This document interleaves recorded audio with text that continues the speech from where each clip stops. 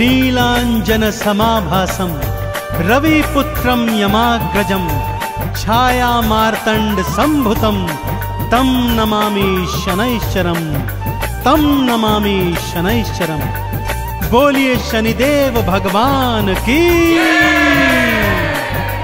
भक्तजनों, नवग्रहों में सर्वश्रेष्ठ शनिदेव भगवान अत्यंत शक्तिशाली हैं। इनकी अनन्य भक्ति करने वाला सदैव सुख, वैभव, धन संपत्ति प्राप्त करता है।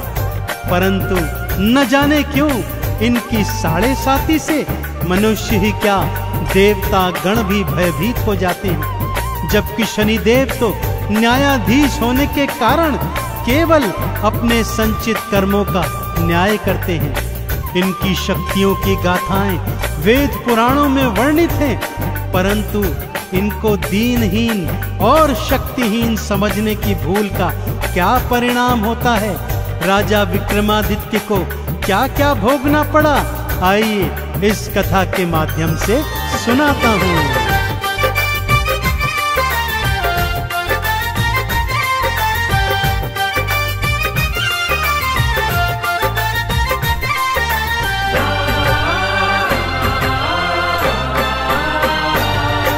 सूर्य पुत्र शनिदेव की गाथा,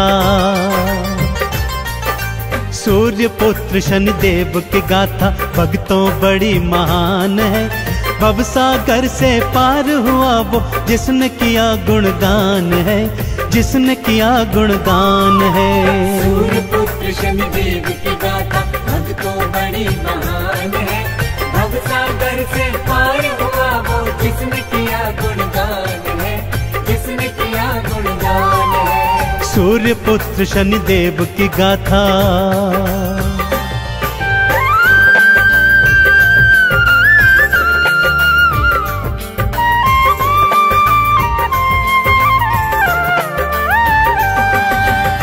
एक बार की बात है भक्तों, नवग्रहों में यह विवाद छिड़ गया कि उनमें से सर्वश्रेष्ठ कौन है। जब विवाद नहीं सुलझा तो 9 के 9 ग्रह त्रिदेवों की शरण में आए, परंतु त्रिदेव भी उनके इन प्रश्नों का उत्तर नहीं दे पाए। इस पर देवर्षि नारद ने नवग्रहों को बताया कि पृथ्वी लोक पर विक्रमादित्य नामक एक अत्यंत न्यायप्रिय राजा है, वही आपके प्रश्नों का उत्तर दे पाएगा।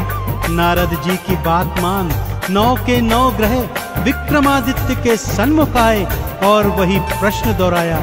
विक्रमादित्य ने अलग अलग धातुओं के आसन बनवाए और नवग्रहों को अपनी अपनी पसंद की धातु के आसन पर विराजमान होने को कहा।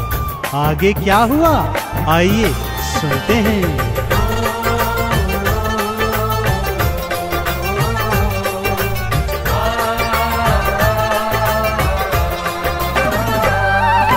सूर्य देव सोने पर बैठे और चंद्रमा चांदी पर, बुध ने पन्ना मंगल मूंगा, राहु केतु गोमेद पर। शनि देव को लोहे की धातु तो बहुत सुहाती है, लोहे के सिंहासन उनकी दृष्टि तो पड़ जाती है। लोहे के सिंहासन बैठे, लोहे के सिंहासन बैठे शनि देव भगवान है। भवसागर से पार हुआ वो जिसने किया गुणगान है, जिसने किया गुणगान है। सूर्य पुत्र शनिदेव की गाथा भक्तों बड़ी महान है। भवसागर से पार हुआ वो जिसने किया गुणगान है, जिसने किया गुणगान है। सूर्य पुत्र शनिदेव की गाथा।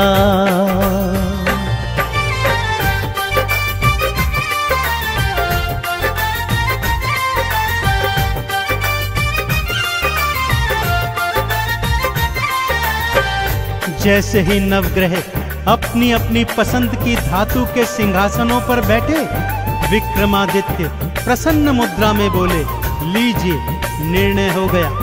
जो ग्रह सर्वश्रेष्ठ धातु अर्थात स्वर्ण पर बैठा है वह सर्वश्रेष्ठ है, और जो ग्रह सबसे निकृष्ट धातु अर्थात लोहे पर बैठा है वह सबसे नीचे है। यह सुनकर शनिदेव का क्रोध 7वें आसमान पर चढ़ आया। मन ही मन वो बोले, राजा विक्रमादित्य, आज और अभी से तेरी 7.5 प्रारंभ होती है। और वो सभा का त्याग कर चले गए। अगले दिन घोड़े का व्यापारी बन वापस दरबार में आए। उड़ने वाला घोड़ा राजा को दिखाया तो राजा ने उस पर सवारी की इच्छा जाहिर की। आगे क्या हुआ, आइए बताता हूँ।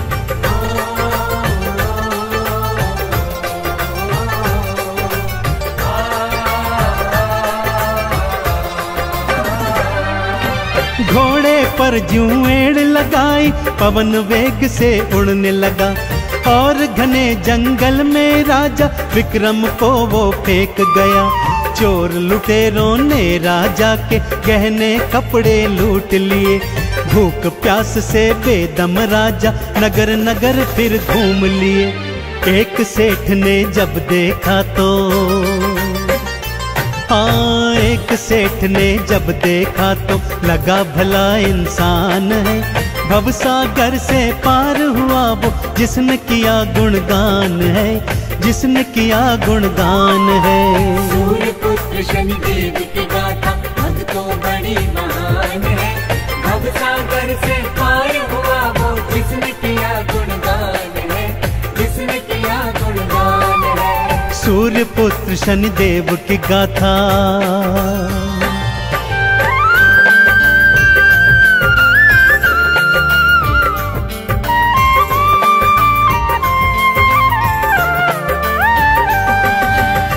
नगर सेठ ने जब विक्रमादित्य को भटकते हुए देखा तो उसे भला मानुष समझकर अपने घर में ले आए और उसे भोजन करवाने हेतु वहां पर बिठा दिया।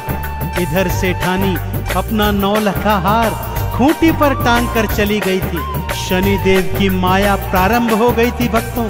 जैसे जैसे विक्रम खाना खाता जाता वो खूंटी हार को निगलती जाती।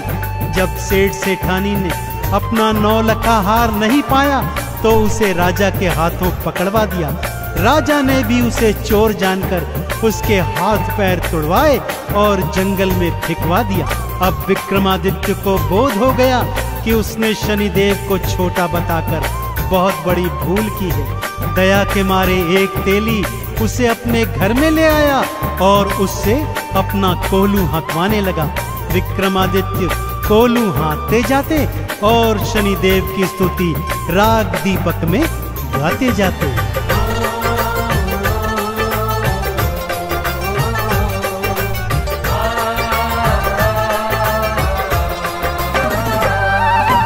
हाथ पैर सब टूट गए थे तेली घर कोलू हाँके। भंडारे जो खिलवाता था आज कर रहा खुद फाके। शनिदेव मुझे क्षमा करो ये राग दीपक गाते थे। नगर की राजकुमारी को ये स्वर बहुत ही भाते थे। इसी से तो मैं विवाह करूंगी, हाँ इसी से तो मैं विवाह करूंगी। उसका ये अरमान है। भवसागर से पार हुआ वो जिसने किया गुणगान है, जिसने किया गुणगान है। सूर्य पुत्र शनिदेव की गाथा भक्तों बड़ी महान है। भवसागर से पार हुआ वो जिसने किया गुणगान है, जिसने किया गुणगान है। सूर्य पुत्र शनिदेव की गाथा।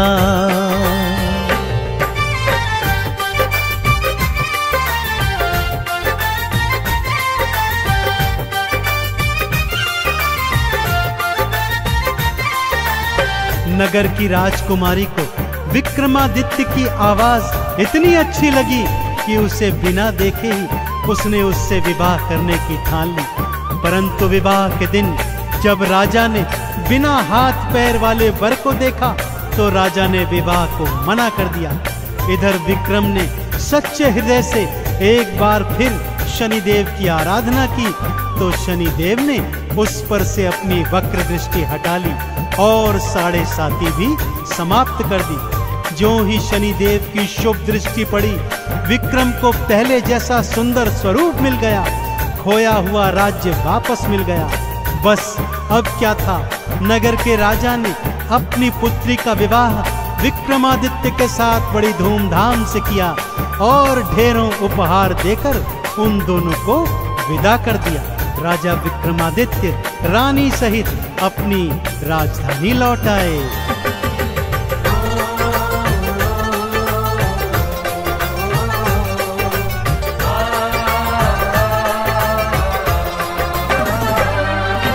वक्र दृष्टि जब हटी तो भक्तों हाथ पैर वापस आए।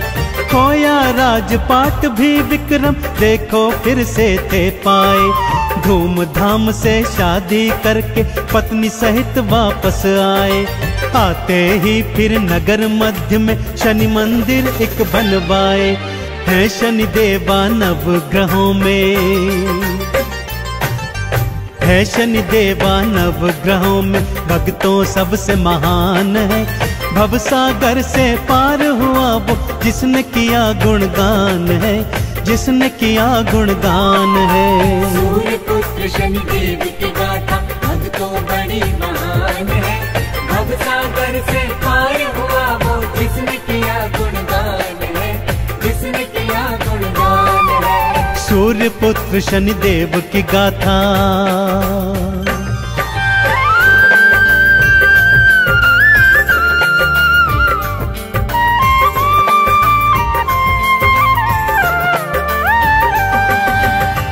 अब राजा विक्रमादित्य सपरिवार हर शनिवार को शनि मंदिर जाते, शनि देव को तेल से स्नान करवाते, लोहा तिल तेल उड़द का भोग लगाते, उन्हें नवीन काले वस्त्रों से सुसज्जित करते, काले चने बैंगन और सरसों के तेल में बने पकवानों का भोग भंडारा बनाकर गरीबों को खिलवाते। इस तरह वो जीवन पर्यंत शनि देव के कृपा पात्र बने रहे। और भक्तों, यह कथा हमें यह संदेश भी दे गई कि नवग्रहों में सर्वश्रेष्ठ तो शनिदेव ही हैं। तो बोलिए मेरे साथ, भगवान शनिदेव महाराज की।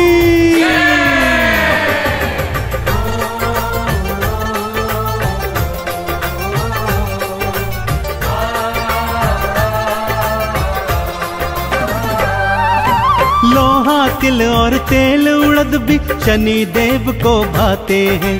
हर शनिवार जो शनि देव को ये अर्पित कर जाते हैं। चंदन तिलक लगा के शनि की आरती 40 गाते हैं। शनि देव के 12 नामों को मन से जो ध्याते हैं, शनि देव की कृपा पाते,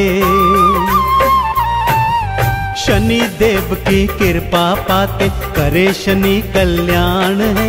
भवसागर से पार हुआ वो जिसने किया गुणगान है, जिसने किया गुणगान है। सूर्य पुत्र शनि देव की गाथा भक्तों बड़ी महान है। भवसागर से पार हुआ वो जिसने किया गुणगान है, जिसने किया गुणगान है। सूर्य पुत्र शनि देव की गाथा।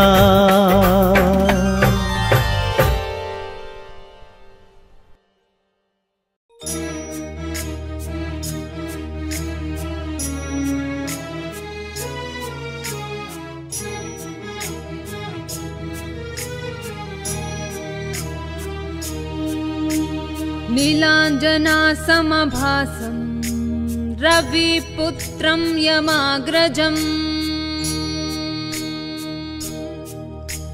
छायामार्तण्डसम्भूतं तं नमामि शनेश्वरम्।